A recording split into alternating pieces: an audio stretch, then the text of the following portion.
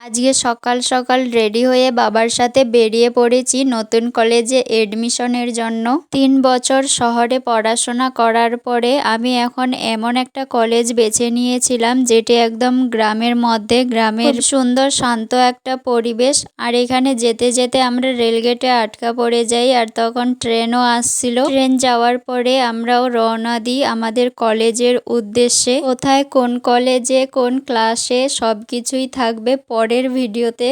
আর আমি শহর ছেড়ে গ্রামের কলেজ কেন বেছে নিলাম তোমরা হয়তো এটাই ভাবছো, সবকিছুই বলবো তোমাদের আমি এর পরের ব্লগে। অনেকক্ষণ জার্নি করার পরে ফাইনালি আমি আর বাবা পৌঁছে যাই আমাদের কলেজের ঠিক সামনে। তো আজকের ব্লগটা আমি এই পর্যন্তই শেষ করছি, বাকি সবকিছুই থাকবে আমার নেক্সট ব্লগে। ততক্ষণে তোমরা ভালো থেকো আর আমার চ্যানেলটা সাবস্ক্রাইব করে রেখো। ব্লগটা ভালো লাগলে একটা লাইক করে আমার পাশে থাকিও। বাই।